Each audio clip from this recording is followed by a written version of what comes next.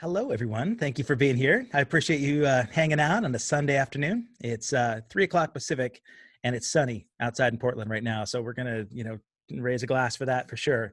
Um, I want to thank everybody that was in support of the Abducted by the 80s presents Back to the Basement yesterday. It was a fundraiser, a virtual concert that supported the frontline workers for the COVID-19 battle. It was really successful. I know that they raised a lot of money. There's still merchandise available. If you go to www.abductedbythe80s.com, you can get event shirts that have all the bands that performed and a bunch of other band shirts to help support bands that are currently not out on tour, bands like A Flock of Seagulls, Animotion, Wang Chung, and so forth. So again, www.abductedbythe80s.com. And you can even see a rebroadcast of the entire show where all of those bands performed from their living rooms and their backyards. And it was a really fun time. So thanks to Manic Merch for having me host that event. And thanks to my girl downtown, Julie Brown, for jumping in and helping save the day. I also can't even start to thank 5-Star Guitars enough for the support from the beginning. 5-Star Guitars in Beaverton, Oregon. You go to www.5starguitars.com. They are in business right now. They're taking appointments. They can get you in a limited capacity in store. And if you don't feel like weathering the storm for the coronavirus, you can go to their website and order product, schedule lessons, even get your repairs done. So all of that aside, this dude and I have traveled the world. I'm thinking we've been in more bands together than any other gig that I could think of. And I didn't even realize it until I started preparing this thing. So if you're hanging out on a Sunday afternoon and you wanted to just, get an overall sense of the most commonly seen man in the Portland music scene, this is my brother, Kevin Hahn. Thank you for being here, buddy. Woo-hoo! How you guys doing? You're in the basement. No, you're in the studio at Opal Studios right now. Yeah, man, my place. I love it. And you and I were just talking before we got on the air. You have 2 facilities now. You opened up another recording facility. Yeah. So before we even go in the history of stuff and we start heckling, I want you to tell me a little bit about how you expanded into another location. You know what? One of the biggest limitations I had at this place was just the size of the recording room. So, was looking for a place that I just, my buddy Chris Stevens had this. He was leasing this place that I thought would be an amazing for a recording room, especially drums. Like high ceilings and so we kind of partnered up and started this place. Unfortunately, we're in this situation right now where we can't really record, but I'm totally stoked with the stuff that I've done there so far, and yeah, it's gonna be really great. Yeah, it's called Primal Recording Studio. Primal Recording Studio. So that's a separate website from Opal. And primalrecording.com. Are you actually taking some booking now, kind of looking forward about God, I'm just kind of dipping my toes back in, I'm not ready to do a full-on band and, all in, all out, but, just kind of like I said, easing into it. Been mainly doing kind of online work and stuff, recording, mixing, mastering, Yeah. Okay. Well, yeah, I know. I mean, the mixing and mastering thing is something that bands can still do, obviously, while they're waiting the pandemic out, right? So if they wanted to get some stuff done like that, would they go to the Primal Recording Studio site or would they go to the Opal Studio site? To track either way, man. And both, right. Yeah, either way just gets to me. Secretarial. I'm in. Exactly. You'll get to me. Yeah, it's pretty cool though. Yeah. You had just opened your doors barely before the pandemic, man, right? like half a year. Yeah, 7, 8 months. Yeah. God. Yeah. So, it's. But you know what, man? I think just like with anything in life, you just gotta play your cards. It's like this is what we're dealt. Like I said, there'll be better days. So. You and I, dude, we've had those experiences from the beginning together. Totally. You think about how many situations that we've been in where life could go off the rails, man. I was digging through pictures, just looking at our past, right? And I think you were one of the first people that I saw play when I moved to Portland in '94. You were playing with Stephanie Schneiderman at that time. Oh, right? Yeah. Wow. And old school. Wow. You went to school with my bro, Merrill Hale. And yeah, totally. Back then, I had just moved to town and I was looking for musicians and I started playing with Anna Lama. Yeah, I remember that. That was the first time I saw you. Yeah. Great band. Yeah. Merrill said, you got to check out this guy. I call him Journey Boy. And so man, I mean, in the high school days, obviously you had this reputation for being this rocker guitarist. And I've seen the long haired pictures, man. Yeah. Yeah, but, Totally, yeah. but you're a lifer. I mean, from the beginning, Oh, right? dude, for sure, man. It's, I don't know any other way, man. do Yeah. you like, and I will say this, I want to paint this picture before we talk a little bit about your history. You're one of the rare few that I've ever met in this business, locally or nationally or internationally, that you can wear every hat that's needed, right? So you can be a utility player where you can show up and you can play the part as it's supposed to be. So, you know, that all the gigs we did together with Animotion, you'd show up and you could play chanka chanka chanka rhythm stuff, and then just wait until the end of the night when it's time to just do the blistering leads and really play what's appropriate for the parts. And no, thanks, Kev. Yeah, appreciate that, man. it's true. I mean, so this is the interesting thing for me, right? A lot of people got excited when I announced that I was going to be talking to you, because right on. most of the people here, and not most of this music community that supports local club scene, they know you as the singer for Stone in Love, right? A lot of people pretty here. Funny, yeah. It is, because, you know, you weren't playing guitar in town for 20 years, yeah. At least, I mean, you've been playing for more than 20 years. Yeah. Oh, yeah, no, for sure, yeah. But yeah, I mean, you were on the radar long before you were a singer.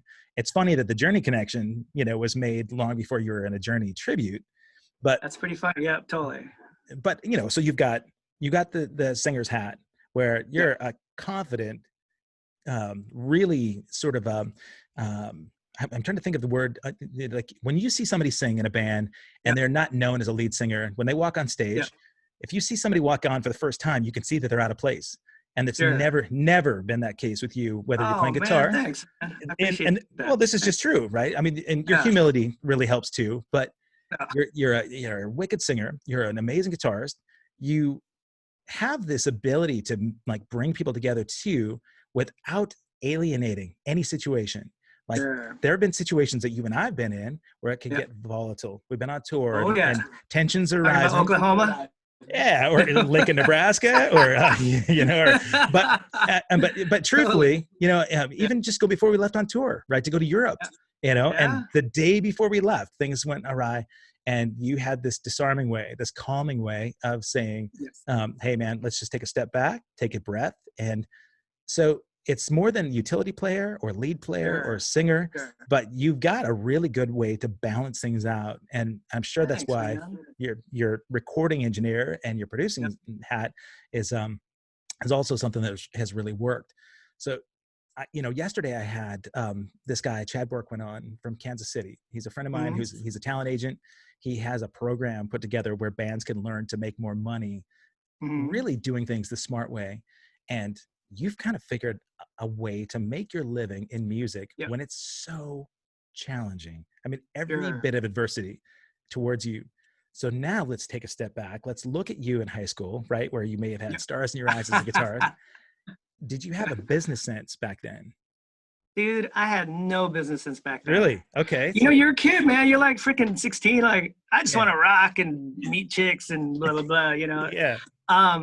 You know what it was for me was finish college, moved to LA, and like, you know, did the whole, you know, LA thing and just getting a good dose of reality, like, oh crap, this is what the music business really is. And then you really that's when I started figuring out, like, you know what, like I need to start rethinking, you know, certain things, you know, because only a very few people get to play music. And you know, so that's when I kind of shifted, like, you know what, I love recording like as much as I love playing music. Like, so I just put my focus in that. I actually quit playing music for about 4 years, you know, and that's crazy. Just kind of concentrate on the recording thing, and I just kind of ease back into the music thing naturally, you know. When was it that you moved to LA? You know what, so I moved there like 92 with my big hair and Jackson guitars, and Nirvana's Nevermind just came out. Oh man. It was bad. It was like the worst timing ever. But you know, it was good, man. I mean, all just like, you know, just like any adversity, man. You know, it just led me to what I was supposed to do next, you know. So which was good. I'm kind of glad I got to find that out early on, you know. How long were you there? What's up, dude? I kid you not, probably like less than a year, man. I mean, would say like 7 months or something. I mean, it was just, yeah, it's like money goes pretty quick there, man. It's Yeah. like, but at least I got it real quick though, you know? Yeah. Yeah. Were you playing gigs at all when you got there? Or? You know, I met a bunch of people and God, man, for me, it was just sort of like realizing like, you know, as far as skill level, like God, all I knew how to do was like play music and that was it. You know, like I needed a day job and I you know, I couldn't find a day job and money was running out and like, you know, sitting there, you know, eating tuna fish for dinner. And it was like, yeah, it was tough, man. Yeah. But it got me on the way of rethinking like, okay, you know, what to do with the rest of my life, you know, like I said, I think that the studio thing was a more viable thing for me, you know, okay, you know, like you could run a studio and you could actually, you know, be on the you know, the back end of things, you know, where you're behind the scenes and I don't know, there's just more jobs, you know, for recording bands than playing in a band, you know. Yeah. Well, maybe more sustainable. Yeah, I was thinking more paying jobs. Exactly. Totally. I saw it as a thing that I could do as a career, you know. Yeah. You were ahead of a lot of studios that, you know, it's funny because I would not call your studio a home-based studio by any means. Yeah. It just happens in my to be home, but yeah. Right. Yeah. It's when you see somebody's recording studio in their home, oftentimes you see a little tiny console against the wall stacked between their bed and a nightstand. But I've recorded at your place many times. You've had some serious national acts in there. And I would imagine, you know, when, you know, you got the drummer from Scorpions pulling up at the house and he sees this house thinking there's no way. It's nuts. But so when you came back from LA, you saw that music recording was going to be sustainable. Obviously you were still a guitarist, you're still playing. Did you delve into sort of the study of recording systems and really, you know, so you could get, you know what, like I said, I just stopped everything, you know, and I'm like, you know what, this is what I'm gonna put my focus on. I mean, you know, I know music, but I've just never studied engineering. So I'm just like a self-taught, you know, I just read books on acoustics and, you know, recording techniques and what things do and just, you know, and also just learning business too, you know, it's like, because it's at the end of the day, you know, like I said, if you want to do it as a professional, you have to think that way, you know. It's so it wasn't just about making great recordings and being cool. It's also about like customer, you know, client experience and just, you know, and having a vibe, you know, and being professional, you know, follow through, you know, and having good habits and being reliable and, you know, reliability, you know, and being a good dude to work with. Totally. I mean, you know what I mean? It's like, that's huge, man. Well, you know, and it's funny because a lot of the conversations I've had on the show have been with musicians and networking and the importance of actually having a relationship with the people you're working with. Oh yeah, for because, sure. You know, if you don't have a hang, if you've got all the chops in the world, but you're a bad hang, you're not going to get the call for the gig. Totally. But I don't know anybody that you can't get along with. You know, that really is the case. I, you know, I've probably been somebody that would not be easy to get along with in the studio, but you've made it. Dude. I think, you know, a lot of people take for granted what goes into the production of a good record. And, you know, I mean, most people just know that they purchase it, they put it on and they enjoy it. But you mentioned the vibe and really having sort of a sense of what needs to go into a record to make it sonically great. And so how do you approach a project like that from the beginning? You know, it's like getting the performance in a certain state of mind. I mean, just like when you're performing, like if the kit doesn't sound good and you're not comfortable and like, you know, like stuff's going wrong, you know, I mean, you know what I mean? Like it makes it very difficult to do your thing, you know, and to feel free. So it's just like the same thing. Like, you know, I want to make everything feel great and sound great, and you know, so that you want to put people in a position to succeed. You know, for them to do their thing and you know and be comfortable to express themselves, and you know, and just like I said, man, my whole thing is like let's create this environment, you know, where like they can excel, you know, and just I don't know, man. And everybody's different too, because people need different things. You know, psychologically, you know, it's like, oh, this person needs this or this person needs that, you know, and it's just kind of creating a space where like they can be themselves too, you know. Yeah. You know, the psychological part of it is really key. Huge. It is huge. And I think about the way that you've dealt with different personality types in there.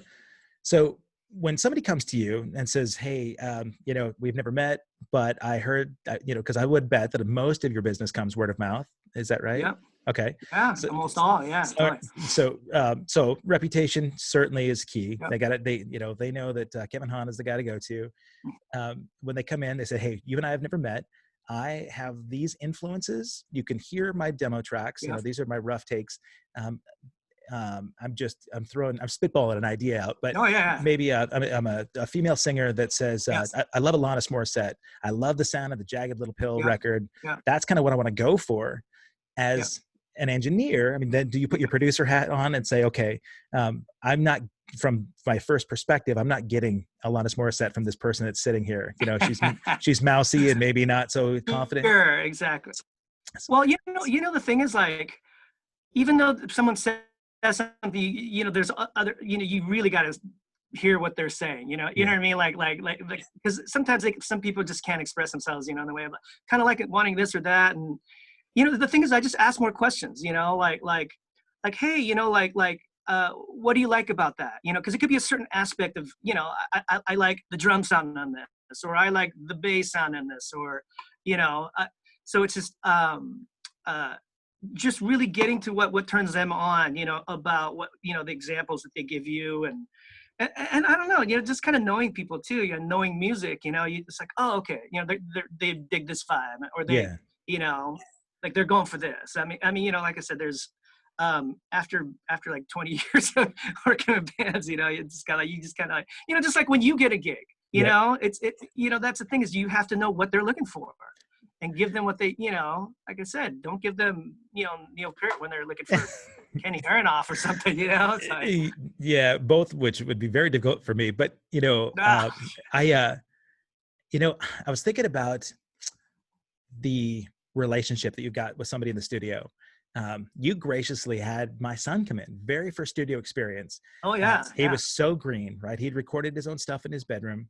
Mm-hmm. And I set him loose. It was really, really cool for this fledgling little hip hop artist, to go in. And I remember him coming home with different stars in his eyes. And I don't know what went down between you guys in terms of like what your direction was, but I have a feeling that as an education piece, this was really formative for him to see how professional you were behind the console, and maybe how you controlled the room, controlled your day and really structured time.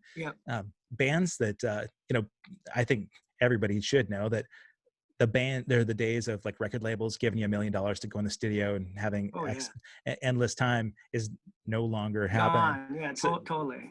I think you're really good I'm about, like, what's that? you're really good about helping people manage Oh, budgets thank too. you. Thanks, man. Thanks. I mean, the Well, budgets are that's key. the thing, is I want to be positive for them, like I said, it would not be a positive thing if they run out of money and then, like, it'd be like, oh, hey, we can't finish this, or da da da. Like, like in the end, like that would be a bummer, Yeah. So I always want to try to guide them, like, hey, like if we want to get this done, we got to do this, or like you just help. I don't know, you just try to guide them and like advise them, I guess, and just sort of like, like working towards their goal, like this is their goal at the end, like what can I do to help with that, and just doing everything I can to make that happen, yeah.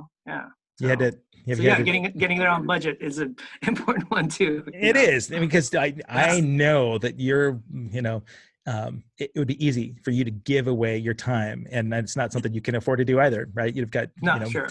Your schedule is such that, I mean, you've got bands back to back to back where you've got to get in there, do it right, make sure that you're within budget, and then move on. So have you had to do some tough love on bands at the beginning? Oh man, totally. Like it's, yeah. I mean, because sometimes, like if it's just not going to happen, you know what I mean? Like you could see what they're trying to do and it's not going to happen. And that's the thing. It's the judgment of like, what is the best for this situation here? Like sometimes you got to be like, hey, you know what? Like, let's try this, and then like maybe take a break, and like come back, work on this, and then come back, and also just kind of, I think when someone trusts you and know that you have their best interests at heart, then they take your words more seriously too, but for me, I just want what's best for them, because I can't feel good about it unless they feel good about it, so. You know, I think that it really shows how much bands trust you after they've worked with you, because you've got so many bands return and done remarkable things. I mean, the first band I think of course, is Metz Ryan Collins, right? You've done a bunch of work with them. Man. Yeah, I love those guys. They really are amazing, man. And what you've done with them is really help extend the brand. You know, I think of the MRC thing as a sort of a continuation of Kevin Hahn and your production and your engineering. Really, you know, even you can hear it, but when you watch videos and it's all part of the same, thing, it's cool because, as you know, I mean, Joff and Dane and Mike, those guys, they also have a connection to the community, so it's nice that they bring it back around. But I think that comes to the trust thing, like having known those guys and worked on so many different projects with them, and they're like to me, like they're kind of like the dream client to me, because it's like, we have this personal history and like when we work together, it's like, we're just hanging out, making music, to me, like whenever I work with them, it's always the right spirit, we're here to do work and we're going to work hard, but in the end, like I said, we just want to make this kick-ass, recording, and we all have the same goal, and we all trust each other.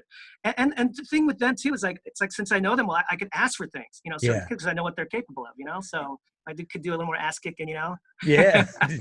All right. So let's think about some of the bands that have come to you in the past. I mean, the studio's been around for over 20 years. Oh now. Yeah, for sure. Yeah. So when you first started, do you remember the first record you did out of Opal? Oh my gosh. I remember my first session. Okay. I think I was working at this deli and I had some construction guys that came up to me and like, hey man, like, I heard you got a recording studio and da da da, and I'm like, yeah, I'm about to open up, in about a couple weeks here and da da da, and and they were like, hobbyist dudes, but it was the first band. So basically, like, they all walked in with a suitcase of beer each. Oh, no. Like, oh yeah, it was crazy. They bring the suitcase and you're hoping it's full of money, but no. It's like, no, they bring this like, these like, they all had like 24 cans of beer with them, So like they just proceeded to just get annihilated, and like it was like to the point where we had to use the scratch vocal track as the track. Like we just had this one day, it was awesome. But it was you learn from every experience, but yeah, it's they were my first, man. You always remember your first. Absolutely. Right? Yeah. That's a great first, because you can always go up from there. There's no way you're going down. You still have that session on tape somewhere out there in recording? Oh God, no. You should, because then you can have bands say that's like a recording before and after. There's like some recordings you want to forget. Yeah, well, yeah. You know what I'm saying? You always want to remember where you started, right? Like that's true. That's true. If I was going to look at a portfolio of music, so say you've got a national band that's coming through, as you know, I mean, Portland is getting filled up with bands that have moved here from LA to New York and everybody in between. Sure. And maybe they got the recommendation to come to Opal because somebody worked with you, but the trust factor isn't there yet because they don't know you. Yeah. So they want to know your portfolio. So if I were to say, give me a broad portfolio of Opal Studios and Kevin Hahn recording, who were like the top 5 that you think could represent you well? Man, of course the Scorpions drum track was super cool. Paul Gilbert did a bunch of things, and you know what, the and I've been working with him for a few years now. God, remember the one of the other highlights is, remember that Trailblazer thing we did? Oh yeah. So, with Storm so out of Cleveland? that, I got a few more gigs out of that gig. Like did a few more productions for them and stuff. Really? Totally. So, I mean, those are the ones that come to mind. I mean, there's tons of super rad bands. Of course, Metz Ryan Collins, I love their stuff. Tons of great singer songwriters, and it's I've been super fortunate, man. Yeah. Well, a lot of people talk about how lucky they are, and I'm not a huge believer in luck. I think a lot of luck is what you make it, and I think a lot of your stuff is self-made. Thank you. Well, yeah, it's I've had some pretty good luck too, though. Well, you know, so you've been fortunate, right? Because I mean, right Well, place, for right sure. time. But Yeah. you know, early on, it's funny because you played an Animotion gig before I ever did, right? Yeah, You did dude, that's crazy, huh? the very first. Yeah, El Paso, Texas. Yeah, That's right, yeah. And you had crazy. Blake Sakamoto on keys, Yep. and then Bill and Astrid, and that was just Yep. those two as the originals at that point, right? Yeah. And Yeah. when when Animotion decided to kind of give it a go and try and reunite all the players, and they got Mhm. everybody except the drummer at that point, which was really interesting. Yeah. But Don Kirkpatrick was playing with Rod Stewart, so Yeah. his Totally. schedule was a little full. So then you got you know, Yeah. we're calling you, and That's some big shoes to fill. well, you know, but you did it well. It was awesome, and Thank you. you and I have had so many fun times Oh, God, and dude. and funny Totally. times, right? Yeah. Well, I, what were some of your favorites, man? Like, from the gigs. I was thinking about that question. Yeah, it's like one of my favorite Animotion ones was, remember that mountain winery, the mountain in California? Yep, Holy crap, Saratoga. that was an amazing night. Yeah, I just remember playing and looking at the stars and like, wow, you know, like it was so Owl. surreal. It was like, Do you remember the yeah, owl? yeah. So yeah, I've mentioned on a few other shows that is one of my favorite touring spots. We've done it every year Cool. since. And Yeah. there's an owl. I found out. Okay, so that Mhm. venue, Saratoga Mountain Mhm. Winery, it's Yeah. Paul Masson Winery, and Okay. it's only the facade because the rest of the building actually caved in from the earthquakes. So Wow, no what they way. did, they turned that into a music facility, and Mhm. the second tier has this little arched window, and inside Mhm. there this owl has roosted and made his nest, but he flies out over the crowd and goes up into that huge cedar tree that's on the other side, right in the back of the stadium. Okay.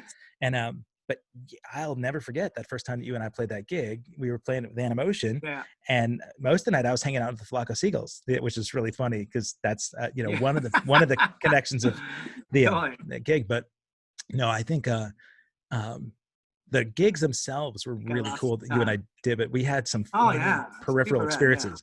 The Yeah. gig with Peter Frampton when we were down in Yeah, oh my gosh. Temecula, Temecula. Yeah, it totally. was like 1,000 degrees, and Astrid Yep. was like passing out from heat exhaustion on the stage, and I'll never forget. Everything about that gig was poor Astrid. You know, she was dressed dainty, you know, with a lady's dress, but having to have her legs up in the air because it was hot, right? So she was trying to be modest, so she faced away from the crowd. But I remember you trying not to look and looking back at me, going, "What the hell is going on here?" But What's going on?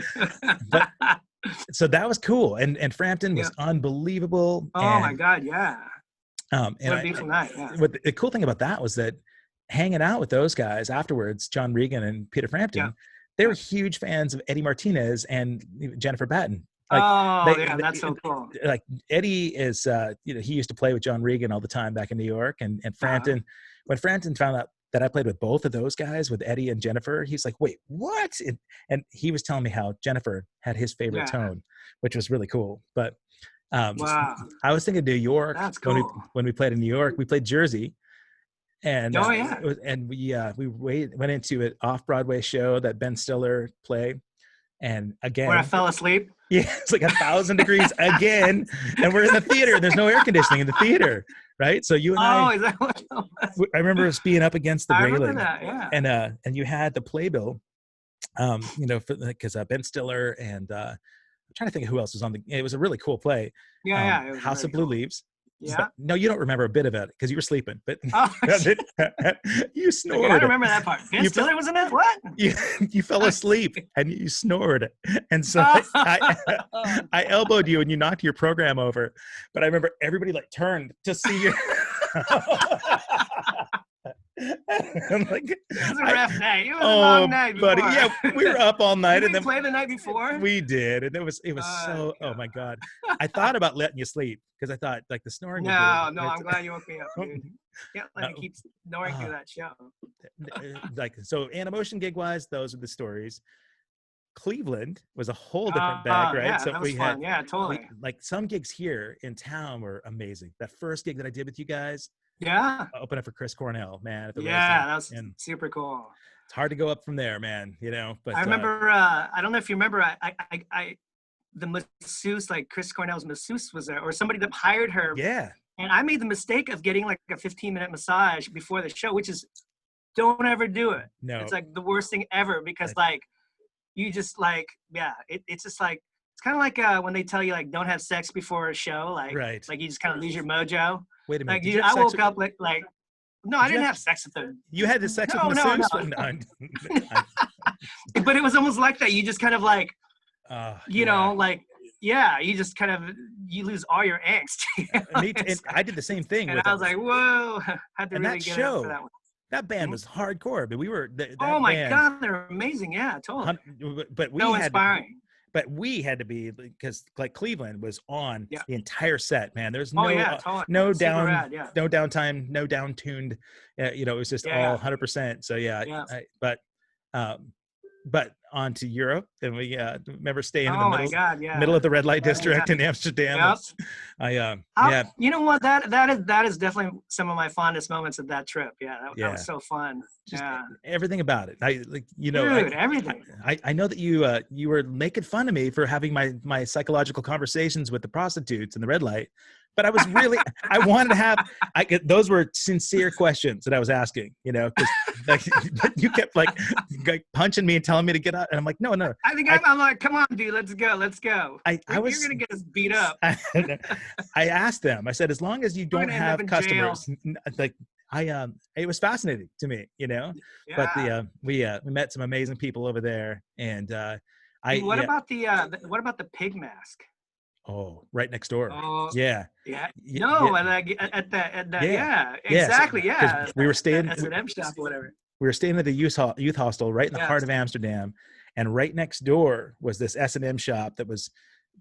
What the interesting thing about it was, every time we'd walk by, it was traumatizing, right? Because there was a pig mask and a dog mask made out of latex that was so horrifying that I remember you and I, we wouldn't look at the window. I don't know why it was so scary.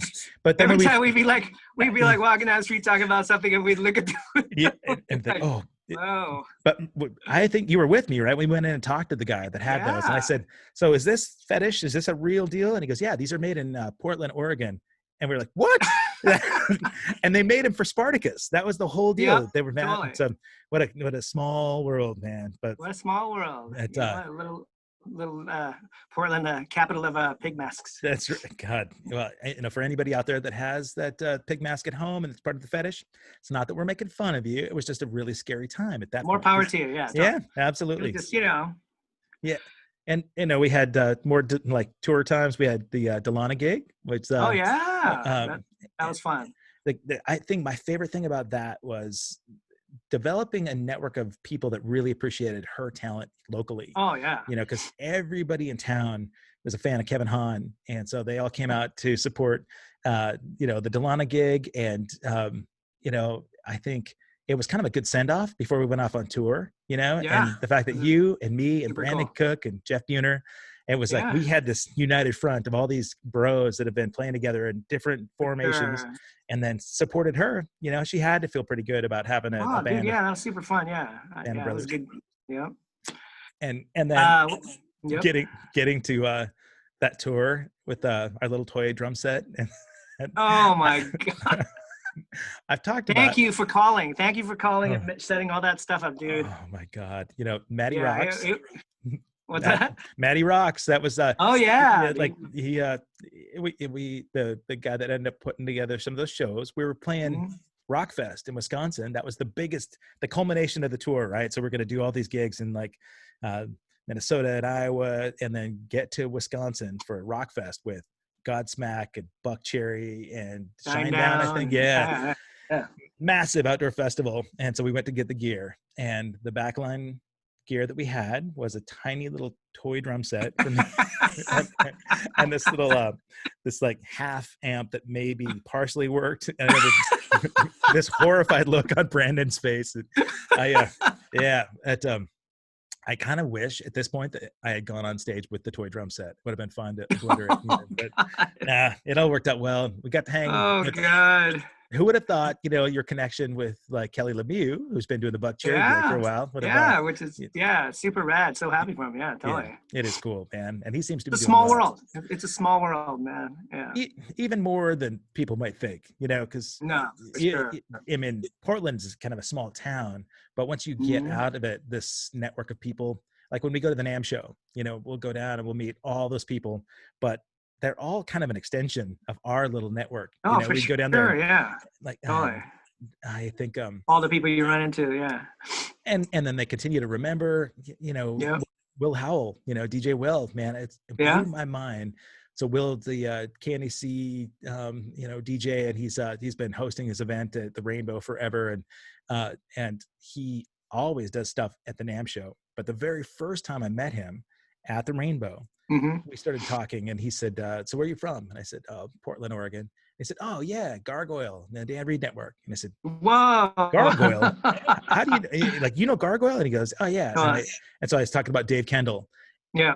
Then 2 years later, I hadn't talked to DJ Will since, and he ran up to me at the NAMM show, or actually, no, yeah, it was at the NAMM show, and he said, "Hey, Kevin Rankin, man, Animotion." And I thought, how does he remember this after the millions of people that I remember, or that he meets? But I think a lot of it is that he's stone cold sober, and he's a music, sort of encyclopedia. But I love that there all those connections were always us together. Yeah. I think I've taken the last year off from NAMM, but it would be fun to reconnect with everybody again and go down. Oh, for sure. And you had done a bunch of continual gigs with Delana at NAMM after, right? Yeah, we did a few afterwards, and then I haven't been there in a couple of years, but I just need a little break. But I actually went to Summer NAMM this year just to do something in Nashville. different, Yeah. So how different is that? It's definitely a lot smaller. It's way different vibe. It's kind of more, less of the rock and roll vibe there. Yeah. It was cool. Like I said, I've never been down there, so it was kind of cool to check out the whole music scene there. What I really enjoyed was Memphis. So we went, drove a couple hours to Memphis and did the whole, touring thing. But man, really like the music history there is just freaking mind blowing. In Memphis, yeah. So you actually got to dig into it. But I think it's crazy. I have so many friends that are in Nashville, and I've never ever been. But I think if I went, I'd like to go with locals, so that I can kind of avoid the that'd be fun. It. Totally. Did you go to the Bluebird Cafe and see the songwriters? Yeah. You did? Yeah. Okay. Do some stuff there. I think so. Oh no. It was like I think we went to the Blue Note. Okay. All right. Together. We didn't do that one. Yeah. Did you play when you were down there? Yeah. It was super fun. What's that? Did you I lost play? you there. No. Just visiting, man. Okay. Sightseeing. Yeah. Sometimes it's kind of nice to not have that because when you're playing, you have that on your your mind all the time, and you're like, it's gotta prepare for this and that, and it's sometimes hard to enjoy all the things around, but yeah, when you just pure tourist, man, it's like you're just kind of just taking it all in and don't have anything else to worry about, or think about. I wonder. So it's kind of nice how you can turn off. Because you are so involved in the production and the engineering and studio stuff. Are you able to go out and see a live show and not try to analyze it? Dude, it's so hard, dude. I mean, it's like, it's like it's hard for you to watch a show without watching the drummer. Yeah, checking out his technique or his gear or his, except it's worse for me because I think of everything, like, I look at, I'm like listening to the sound and hearing the effects on the vocals or the attack on the kick drum or whatever, just like, yeah. So yeah, it's a blessing and a curse, I guess. What's the last show that you can think of that you thought this was done right? This one worked. God, dude, you know what? The last show I really enjoyed was Korn at Rose Garden. Yeah. Luzier on drums, man. Oh, jeez. Yeah. Monster. Dude, that guy was mind blowing to me, man. He was so effing good, man. I was like, amazing drummer, and he's really unorthodox in the way he's got a setup and his I've been a fan of his playing for a long time. Korn lost me, to be honest with you, over the years, but I would go just to watch Ray. That would be the main interest I want to see. But I think, and sonically, I could imagine as an engineer, you'd probably really appreciate the fact. Yeah, I mean, just top notch show. You know what I mean? Like just everything with the Sonny Gray. Like I said, I'm not the biggest Korn fan or anything like that. It was just I could watch that dude drum all night, you know, Yeah, I know. like he was the show for me. I don't even remember what the guitar players did, you know. I Really? just, yeah, I was just so blown away, of, I mean, he just had this energy, yet he had technique, and he had, you know, and he was so like I just loved everything he played, you know. He Yeah, does. that's pretty rare when you love everything someone does, you know. There's, you know, he does a lot of stuff online where he's really, I mean, the dude is full of gratitude. He gives back a Mm-hmm. lot to, you know, and For sure. Yeah. and he's a really dedicated family guy too, which Yeah. is kind of cool, Wow. you know. That's So cool. I always That's appreciate cool. that. Steve He's McSwain. paid his dues too, man. You know, Oh, he's been around paying his dues. Yeah. Because, you know, I mean, you know, a bunch of dudes like that have just been working super hard forever. And then like finally, like, you know, they land like a killer gig, you know, that's, you know, yeah, no, good to see that for him, you know. he earned it for sure. I keep seeing people's notifications popping up on comments Oh, to yeah. you, which is really funny. Tell everybody hi. Yeah, let's the all these people that had Is this Q&A time? well, Tell I me want to more make. about this pig mask. I don't know. I don't know that I want to miss that, but yeah, Mike. Of course, Mike Klaus is the first one to chime in about the pig mask, which is nice. But he said Spartacus in Tell me Amsterdam's more. a funny story. But no, I think let's see.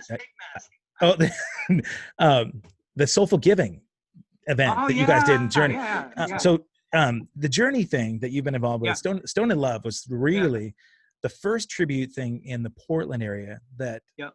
completely took over sort of the business side of things. And Yeah. I remember when that band took off. So, you know, the whole formation of this originally was just going to be like this little kind of cover thing. I remember Yeah. seeing Mike Johnson's birthday party at the Lotus, Yeah. right? Oh, Which was like, were you there? I was there. Yeah, absolutely. Oh Yep. Yep. no. And I remember just thinking, yeah, I couldn't believe how well you nailed Steve Perry. Yeah, how much Oh. it's on. And you know, it's funny because you know, you look at the evolution of that band over Yeah. time. And while I thought you sounded just like them then, fast forward a few Oh. years and really the band got that much better. It was just kind of a throw together thing then. But when Jason Fellman, for the first real gig, put together the Aladdin Theater, Oh yeah. the rest of us went to That's the one NAMM. that to me that changed it. Yeah. Jeff Buhner and I were down at the NAMM show. I remember thinking, there's just, that's awfully presumptuous to take a tribute band, book it for a first real gig into the Aladdin. And I Totally. remember we were at the Grove watching video footage on YouTube of a sold out show at the Aladdin Theater with a huge production, the big lights. And we thought, wow, he did it. He did it right. I mean, this thing, there was nothing, you know, anybody that had any doubt or question about it could put that to rest, you know, and it really, that was kind of the beginning of where the tribute thing really took off. Totally. And Totally. what a risk, you know, really. Well, you know what, man? Jason Fallon, man. I know. You know. He knew what he was doing, and anybody that questions that now, you know, it's like they're a fool. Track record, man. Yeah, look at his, you know, what he's done for all the other bands. You know, that's like, man, it's so nuts. But you know what the beautiful thing about this whole thing, you know, this whole community is like, you know, just, you know, like out of this whole pandemic thing, that's the thing I've missed the most. To be honest, like I don't miss the shows as much. I miss the people, you know, like, yeah, you know, getting to see you, and you know, you just go out to shows and you see your buddies, you know, and you know, it's just, I don't know, man, like, it was such a bummer to have certain things canceled this year, like Hair Fest or the Bogus Fest or whatever, you know, just right. like, because you look forward, like, oh, you know, I can't wait to hang with everyone, you know, because like to me, that's, I don't know, to me it's more fun than actually even playing the show. It's like just the whole, you know, the day, you know, like, yeah. So, that is a huge family. I mean, the community thing is really what JFL put together more than any other place I know. Yeah, and totally. he actually has a question for you. Jason, oh, really? Whoa.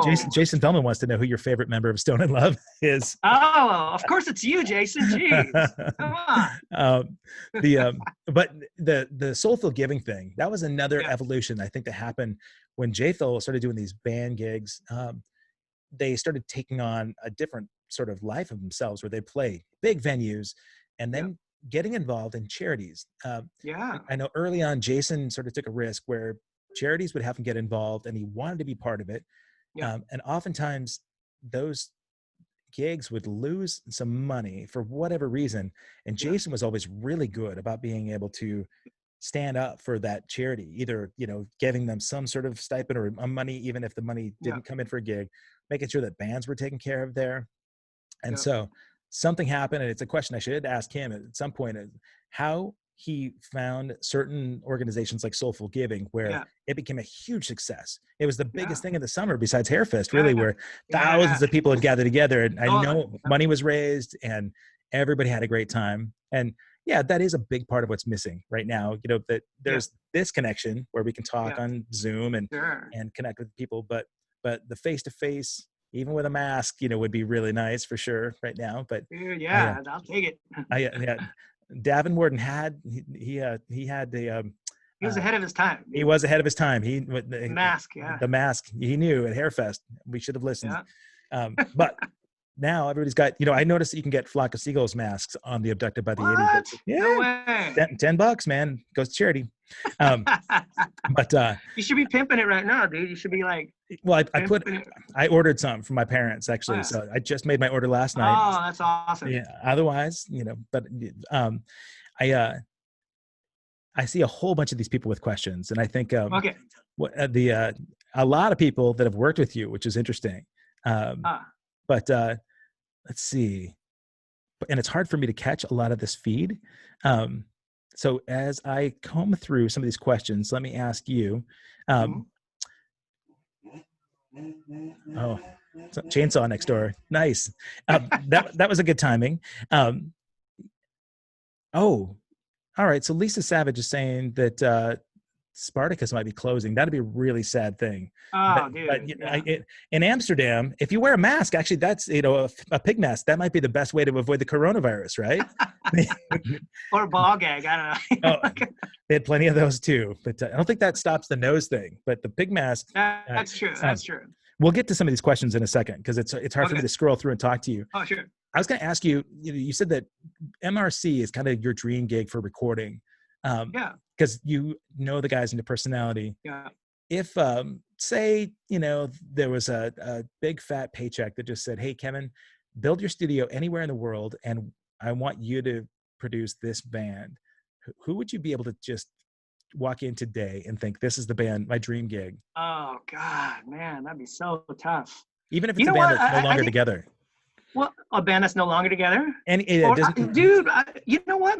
You know, I think like a band like Muse, I think would be like super fun. You know, because like, you know, they're into like experimenting and, you know, and they're, you know, and they're all brilliant, you know, in what they do, you know. So I think you know, I think if there was any band, you know that or like U2 or something like that, I think it'd be super rad.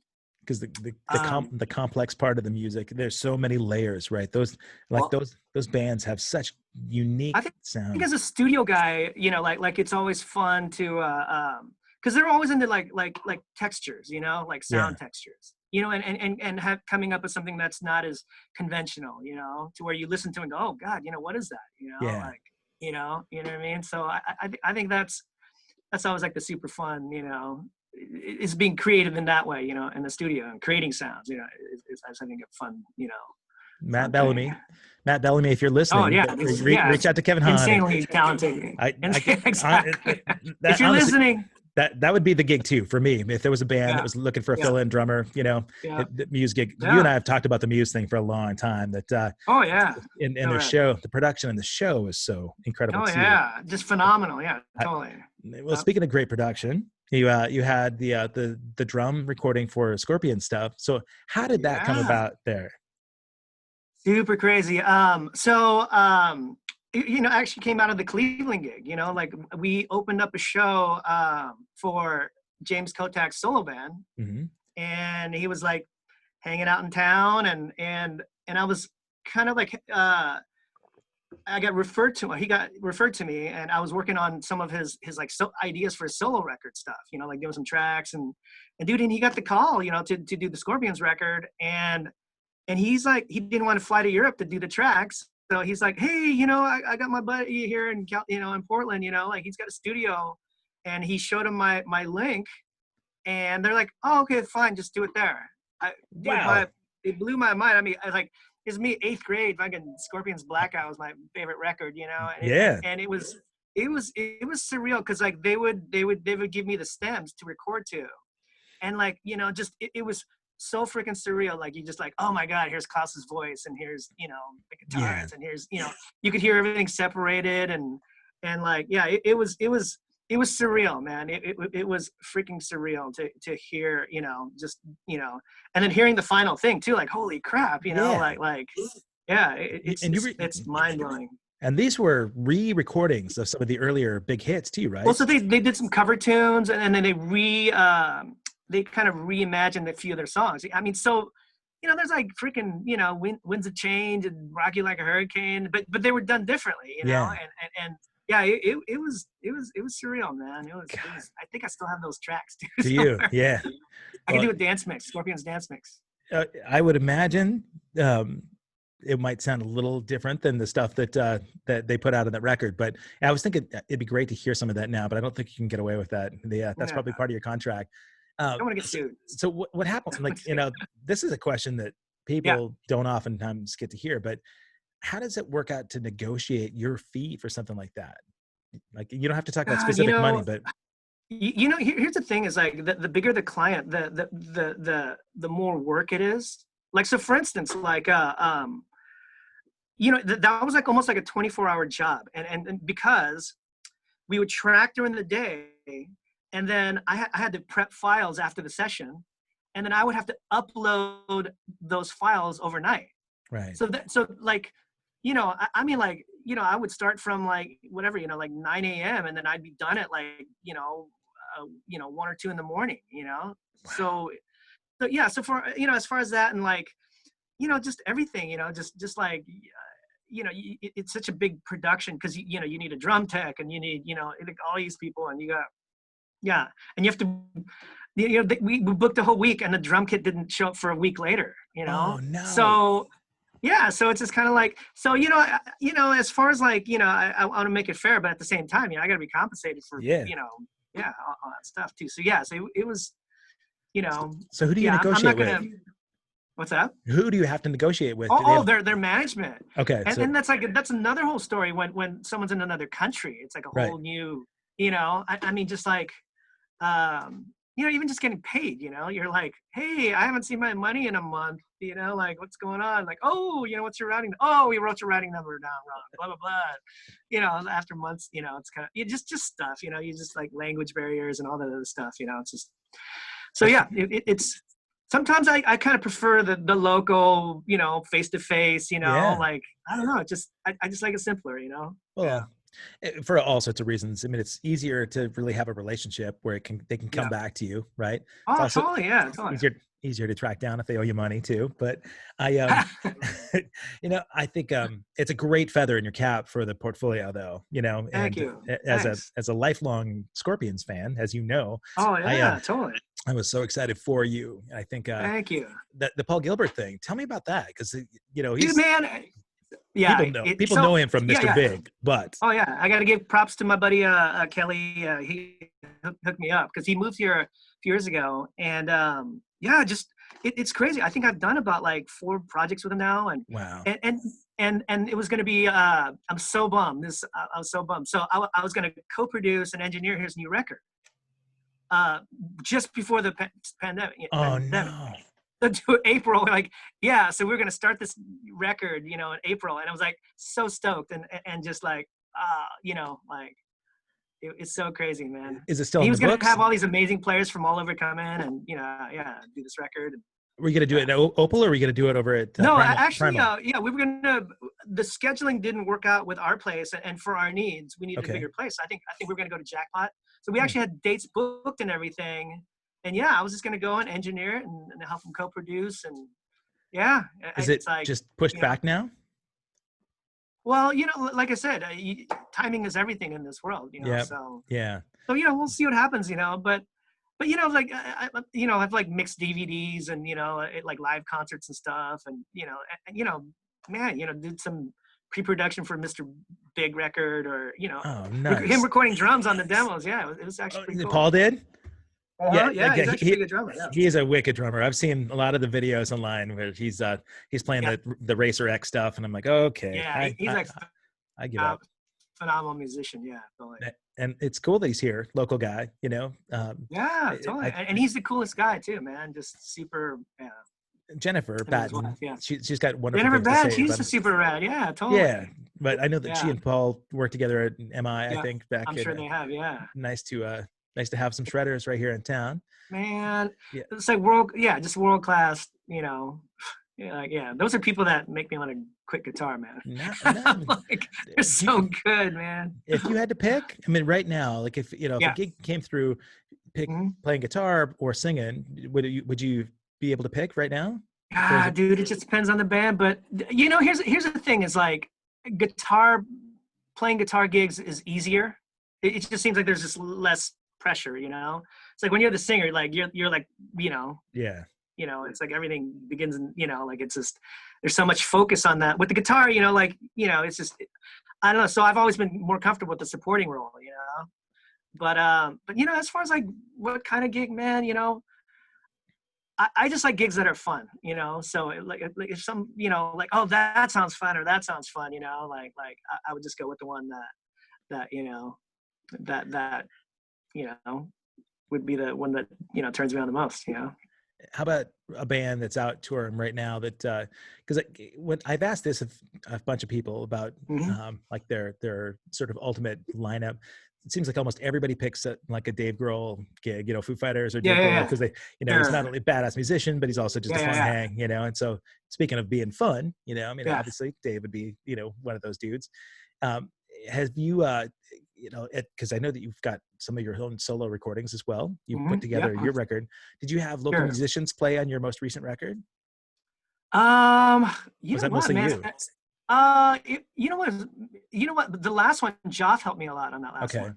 Yeah, like him and like for me, like that was kind of an experiment because I always start songs and I never finish them, because I start working on other people's stuff and then I just always put myself last. So I think that year I'm like committed to like, you know what, I'm gonna write a record, like and book myself in my studio and make it happen. And it was cool because Joff and I would get together like every Monday night and he'd kind of hold me accountable for like making sure I work on it and stuff. But yeah, he's Really? a great. Yeah, yeah. So he helped me a lot on that record. Yeah, He was we almost cover like a lot where of the stuff, it sounds like he took it. co-writing and playing. Yeah, and the fun thing is, it's like he has a different skill set than I do as a guitar player. So like, hey, dude, play some slide, or like, or we could play this, or it was just so cool to have someone to jam with, because just when you have this sort of bouncing off ideas, it's just kind of cool because you feed off each other, and it kind of really helps with the momentum and energy.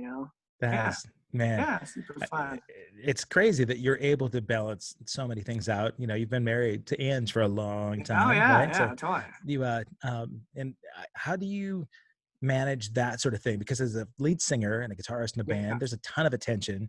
sure, Obviously, there's always yeah, the attention given by girls. It sure, takes a really confident partner, to handle that. So sure. you guys, has that come up where it's been like, hey, Kev, um, You know what? I think it comes down to you can't control other people, but you can control yourself. And what that is it really depends on my behavior. So if yeah, for me, man, I just try to be even about stuff.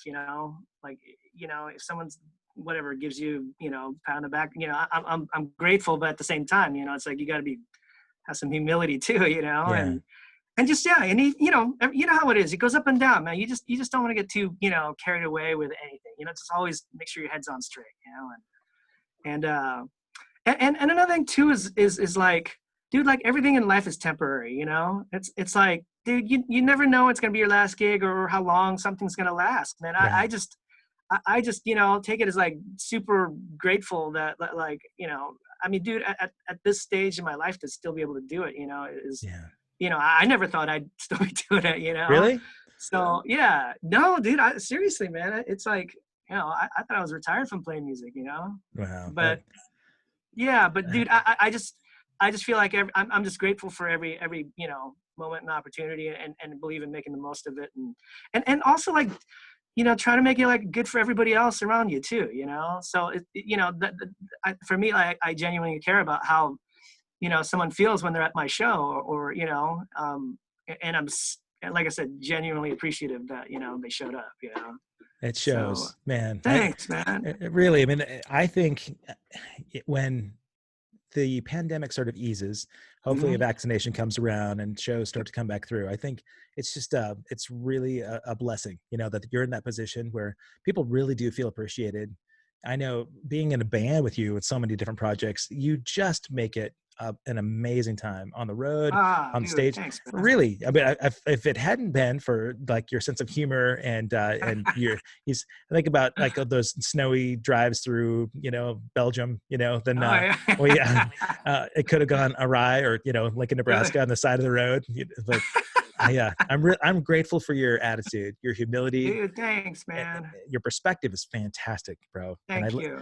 when you mention, making sure that people feel good, that is so key, Dude, man. yeah, that's your job, man. It's like, it's like, dude, man, the thing is, especially doing the Stone Love thing, man, it's like, I'm a fan like everybody else, like I said, I'm just, so for me, it's not so much like, here I'm doing my thing. It's just more of like, we're just celebrating together. You know what I Yeah, mean? Like to me, it's like, I love the music as much as everybody else, and we're just like, I don't know. It's like this sort of communal, like interaction, of like I said, I'm just facilitating the music, but I'm like jamming out with you guys, as much as everybody else, you know what I mean? yeah. Like, you know, Well, I think that's what brings the energy. I mean, people have seen 1,000 Stone and Love gigs, but people keep yeah, coming back to that show, I think, because yeah. they feel really good about the experience all the way around. The band is fantastic. The energy Thank and the you. performance is there. But if you didn't put that much energy into connecting with people, it just wouldn't work. I Yeah, believe that. I think kudos to you. Kudos to Jay Fell thank and you. all the guys. I mean, Thank you. every person Yeah. that I'm just, I think, Portland has something really special to have you here. It really is. It's funny that somebody could talk about their night out, they went out to see live music the night before. And you said, oh yeah, you saw Kevin Hahn, right? Because no matter where they went, they're going to see Kevin Hahn. There could be 8 places with Like eight. a fixture. It's the truth. And it's not just that you're going to be out every night. It's that you're out everywhere. It really, Omnipresent. it's the truth. You could be up at Billy Blues in Vancouver. You could be down in the Gemini and Lake Oswego and everybody in between, every place in But between. you know what? That's the fun thing, is just having, especially like having friends in different circles. Like, Yeah, I got friends in like punk rock bands, and I got friends in tribute bands, and I got friends in singer songwriter bands, or whatever. yeah, Like man, I just, I just feel so blessed, to where like to have be around such phenomenal musicians, and just I still watch people playing. Oh, like that's amazing, like that, and yeah, and just to be able to be considered a peer is it's yeah. pretty amazing. Yeah. You've So earned it, man. thanks, man. I'm proud of you, man. I'm really Thank grateful to you. get to call you friend, and I know that a lot of people feel the same way. Thank you. When we I'll archive this. I'll put this up online. I want to Oh, make dude, yeah. I'll make sure that people know how to get you both through Primal Recording Studio and Oh, Oval cool. Recording Studio. That'd be Um, awesome. any other promotional kind of stuff that you want to pimp? If there's endorsements or anything coming up that you might have involvement with Jason or Joff or anything. You know what? So right now, like moving forward, yeah, we're gonna finish up a few more songs for Metzroy and Collins. So Okay. look out for their new record. It's gonna be the best record yet. So I'm Oh, super stoked about it. We just finished about half of it, and yeah, it's turning out so good, man. right So on. yeah, that'll be cool. And yeah, just man, looking forward to playing again. I tell you Yeah, that much. Yeah. big time. Yeah. Do you have Yeah. anything on the books right now, Ah, or just dude. waiting it Man, out? yeah, same thing as you, man. We're just seeing what happens, Yeah. I mean, there's some stuff that hasn't been canceled yet, but it's like, I mean, who knows, man? We're kind of at the mercy of what's going on. Yeah. But yeah. What about you, man? What about like how you been dealing with all this stuff? All the crazy world. This is it. Really. I mean, Yeah, I started doing yeah, the conversations because I miss people, and yeah. That's so um, cool. it's been so cathartic. It really has been Yeah. fun. And I didn't want to get hung up on whether shows were canceled or not, because I Mhm. hope for the best, plan for the worst. And Yeah. they had other It's shows beyond your control. Yeah. yeah, I mean, there are shows that popped up recently Yeah. for Flock. Even next month, we've got shows Wow. in California, and Uh-huh. I'm, I haven't bought my plane ticket yet because I'm not quite sure they're really going to happen. But Wow. Steel Horse is on that same, I think, the same series that you guys were booked Yeah. on for Yeah. the Three Brothers Winery.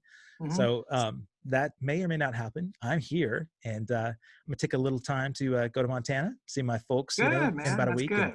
And That's cool. just, my two kids at home, like weathering out the storm, the pandemic, and for me, it's been a really cool thing to get time with them, right? Yeah, That's great. Nolan graduated, and so we're looking at college for him. Caleb Oh, is cool. he just put out a new record as well, and Oh, wow. Nice. he's going down to LA right after we get back from Montana, and he's Dude, got crazy. stuff in the works. Yeah, so Wow. I think for me, Mm-hmm. your perspective and your attitude about just being able to roll with things is so key, because Dude, you have 99% to. of everything is out of our control now, Yeah, totally. So Control the things you can, totally.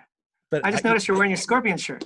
I just happen to be wearing my Scorpion shirt. Yeah, there was a reason for all of that. Nothing's an accident, right? So and I try to make sure that I always drink right out of my 5-star guitarist water jug. Oh, yeah. Props for 5-star. Oh, yeah, that's right. Yeah. Love those. 5-star did just open for in-store business on the 6th. And so make sure you get your guitar stuff from there. You know what is the coolest thing about 5-star is, to me, it's like going to an old school guitar store. You know what I mean? Like where people were knowledgeable and were really into the gear, and like you can actually go and ask them questions, about things, and they have a good, they have answers, So I strongly recommend, if you need anything guitar wise, or even, bass, or, anything, 5-star. Really into repairs and education. Yep. The education part, I think, is the best, right? I love that not only do they teach lessons there, but they have their program to get students out there playing in front of people. Because as you know, you could practice your guitar 1,000,000 hours in the basement, but if you don't get in front of people on stage, no point, And so that's a big deal for them. So I super huge. It's not just that they happen to sponsor my show. I really do believe in that company. No, it's a win-win. It's called win-win situation right there, man. That's the truth. The product you believe in it. Yeah, totally. Well, that's Kevin Hahn, you're a foundation in the city, man. I'm so grateful that thanks for having me, man. Yeah. You've been able to, you've weathered the storm, man. You got Primal opened up, and and when pandemic eases up a little bit, let's keep fingers crossed for more live shows from you as well. Can't wait to see you out there, because same here. Rest assured, man, if these venues open up, Kevin Hahn's going to be there. I promise you that. Be there to support. I miss your face. Miss giving you good to see you, man. Totally. I am hug. Yeah, there we go. I'm glad to see you, my friend. Let's definitely stay in touch. And folks, if you go to kevinrankin.com, you'll find this interview with a couple of links to Kevin's studio. Book yourself some recording time and set yourselves up so that when this thing clears up, you can get in while his calendar's still open. So give my best to Angie. Good, brother. Will do. All right, my friend. I'll talk to you later. Love you, man. Stay safe. Love you too. Bye, everyone. Yeah, totally. Peace. Take care.